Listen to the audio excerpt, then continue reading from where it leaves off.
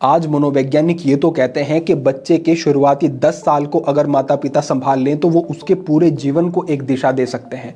इसे आप बिल्कुल ऐसे समझें कि जब कुम्हार घड़ा बना रहा है तो उस घड़े को वो मनचाही आकृति दे सकता है, लेकिन जब उसने उस घड़े को आग में तपा दिया तो उसके बाद उसकी आकृति को नहीं बदला जा सकता है। इसी प्रकार बच्चे के शुरुआती समय के बारे में भी हमें समझना होगा, लेकिन हमारी संस्कृति में गर्भधारण संस्कार में थोड़ा सा और आगे बढ़कर के बात की गई है। सबसे पहला नियम तो ये कहा गया है कि जब पता चल जाए कि गर्भ धारण हो गया है उसके बाद स्त्री पुरुष का शारीरिक संपर्क बिल्कुल नहीं होना चाहिए। दूसरी बात, माता को बहुत ही सकारात्मक रहना चाहिए और उसे अपने पैरासिम्पैथेटिक मोड में रहना चाहिए, यानी उसके मन का शांत होना बहुत जरूरी है।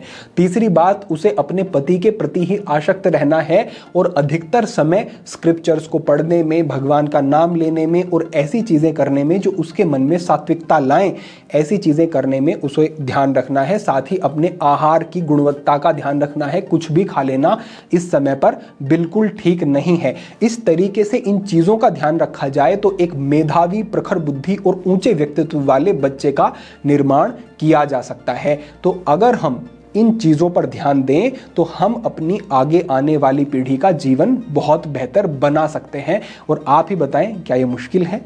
मुझे लगता है कि बिल्कुल नहीं। थोड़ा सा आपका प्रयास बड़े परिवर्तन ला सकता है।